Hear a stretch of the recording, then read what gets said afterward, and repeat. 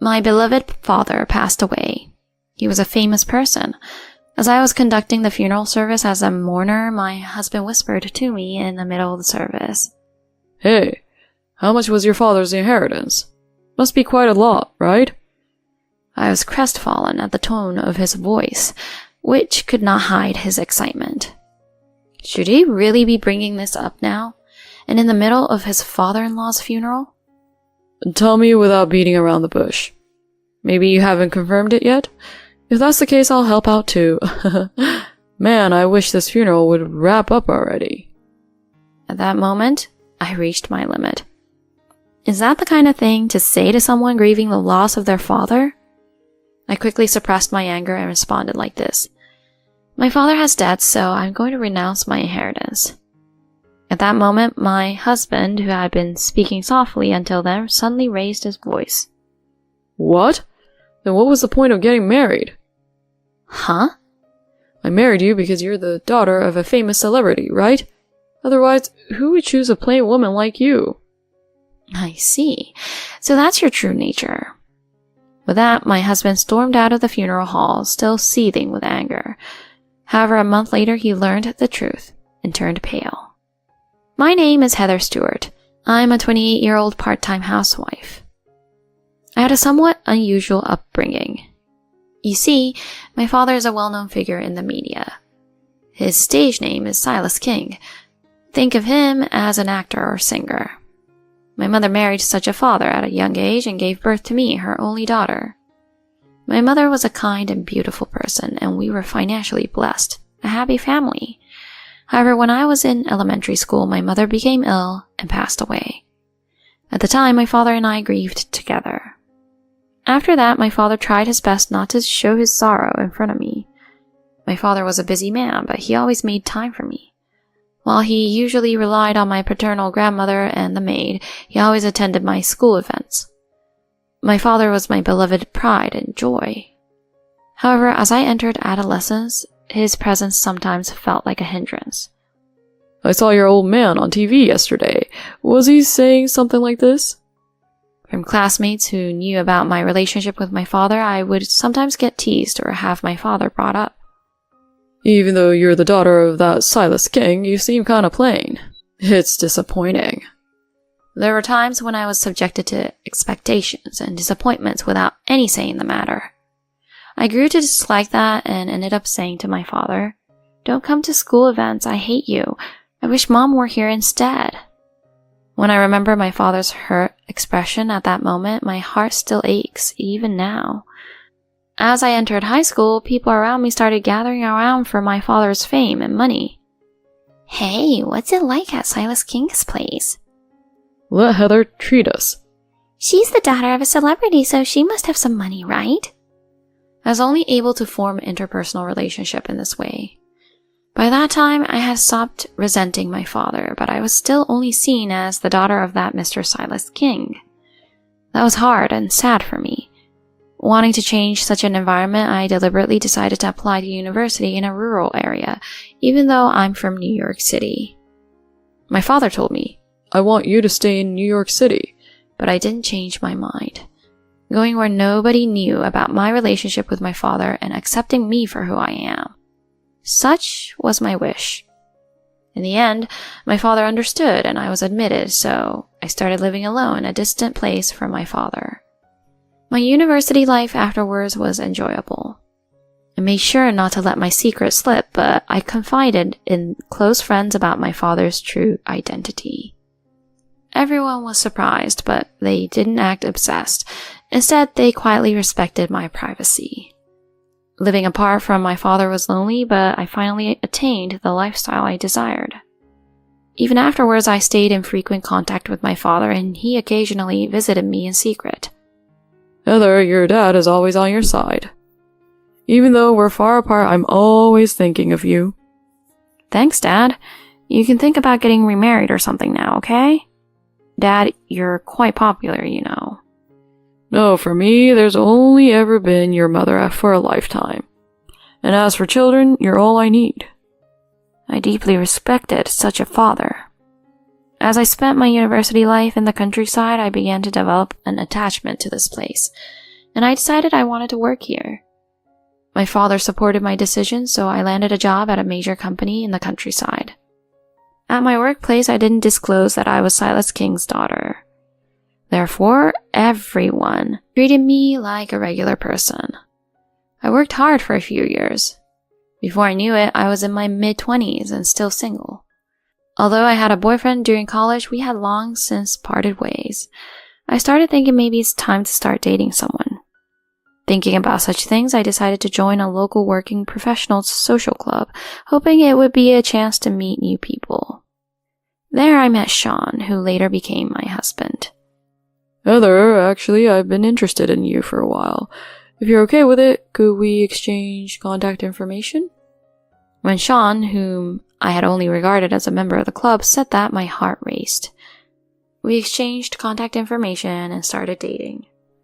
Sean worked as a sales representative for a small to mid-sized company, and he had a bright and friendly personality. He was popular in the club and was well trusted by those around him. I found myself increasingly drawn to Sean's charms. He didn't know I was Silas King's daughter, yet he treated me kindly, which made me happy. During our relationship, there were times when I hesitated to reveal the truth about my father. However, I was scared of how Sean might react if he found out, so I kept quiet about my father being Silas King. After a year and a half of dating, Sean proposed to me. Heather, I love you. Let's get married and be happy together. Sean, thank you. I love you too. When I accepted the proposal, Sean seemed genuinely happy. Oh, I'm glad. I'm really happy. I should go meet your dad right away.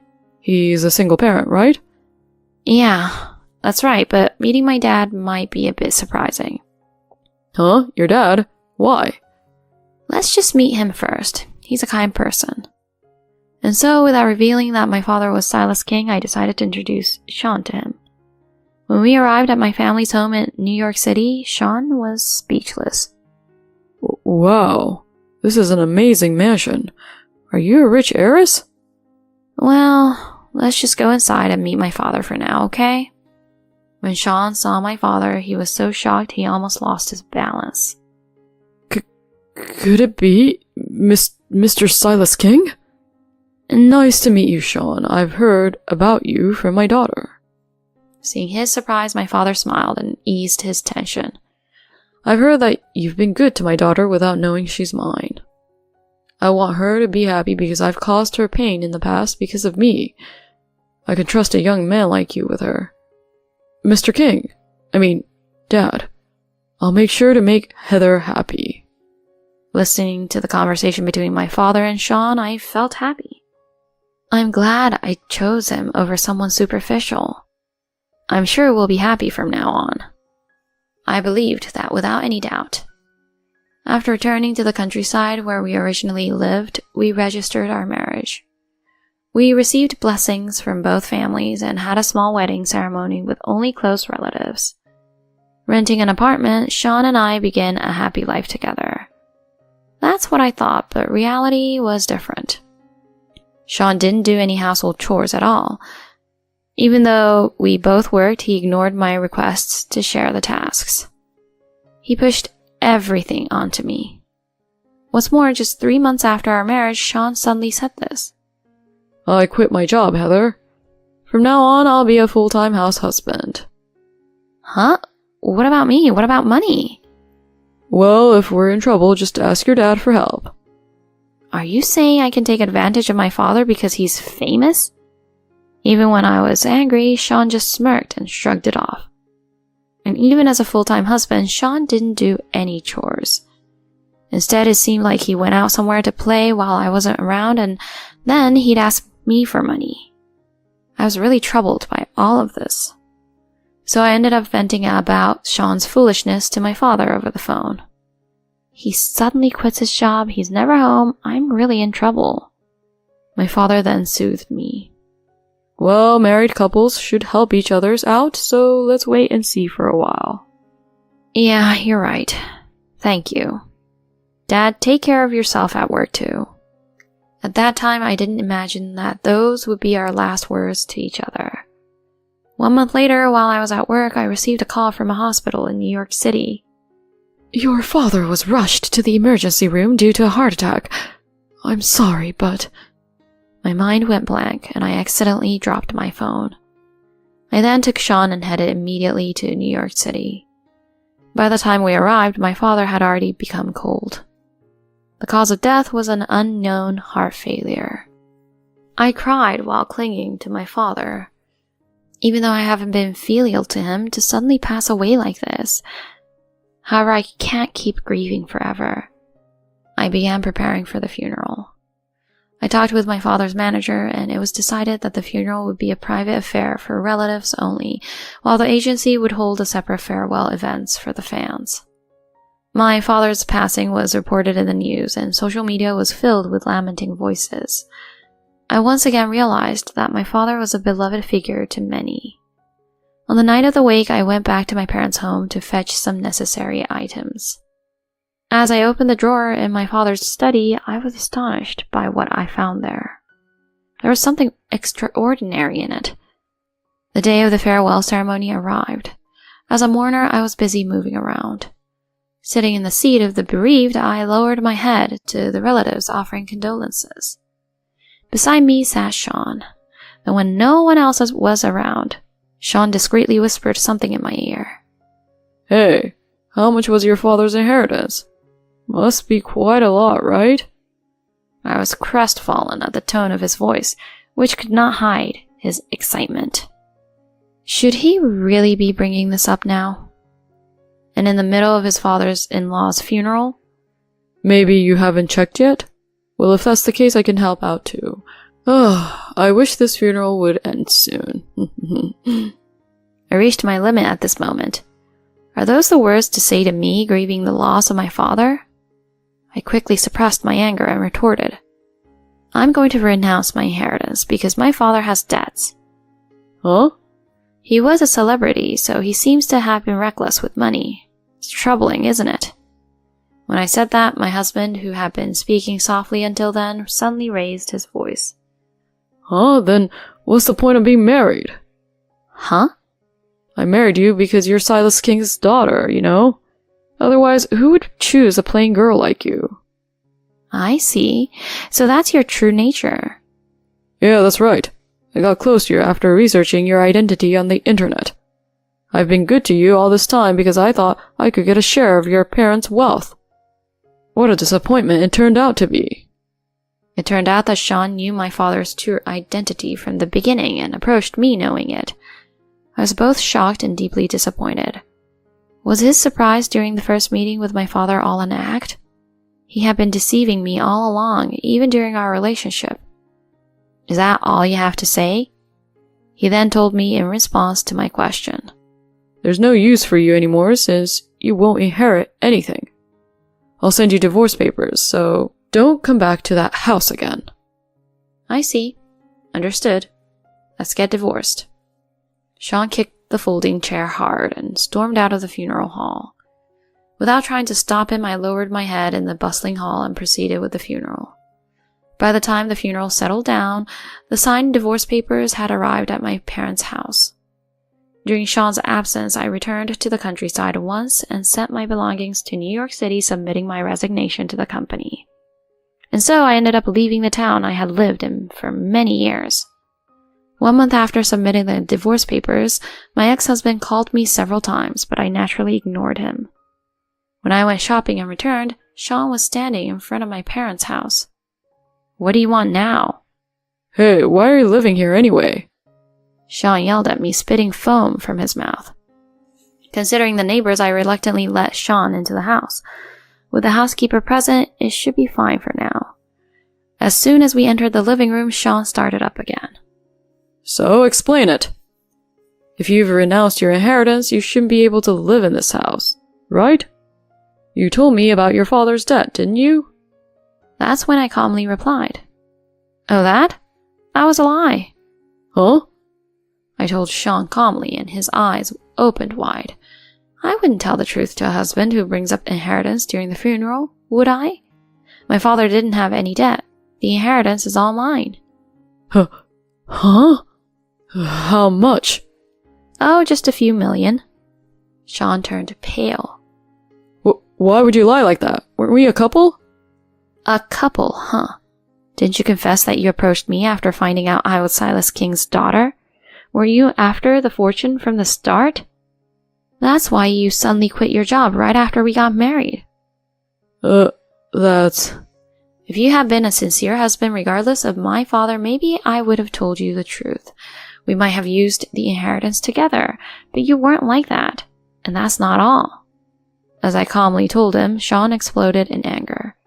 You traitor! Forgetting the kindness I showed you? Who's the real traitor here? Huh? In front of the bewildered Sean, I threw down several photos. They depicted Sean entering a hotel in broad daylight with an unfamiliar woman. What? What's this? I was venting to my dad about how you quit your job and don't even come home, and it seems he quietly updated his will. I found the result of that in the study drawer. No way. Your father? As Sean turned pale and trembled, I told him. The divorce is already final, so whether you scream or not, you won't get any inheritance. Tough luck. And I'll also be claiming alimony for your infidelity. Be prepared for that. You? Even though you're rich, you're going to demand alimony too? You devil. Money grabber. That's fine. I'll hire a lawyer and squeeze you dry. Rot in hell, you scumbag. Sean's facial expression was changing rapidly, and I had to kick him out of the house. After that, Sean quietly returned to his hometown. I demanded alimony from him and his mistress. She apparently had an affair with Sean despite knowing he was married. Sean and the woman eventually broke up after a dispute over the matter. I explained Sean's behavior at the funeral and the reason for our divorce to those around me. In the end, Sean was cut off by his family and abandoned by his friends. Furthermore, because one of my friends happened to be a colleague of Sean's at his company, rumors spread within the company and wasn't unable to remain there. Currently, it seems that Sean is living in a temporary apartment and working part-time to repay the debt he incurred from the alimony. It must be a lonely and miserable life, but I have no sympathy whatsoever. I believe he brought it upon himself. On the other hand, I have secured a new job. Thanks to my father's inheritance, I won't struggle financially, but I won't rely on it excessively. I intend to cherish what my father left behind for times of need. With cherished memories of my beloved father in my heart, I hope to find someone truly trustworthy this time.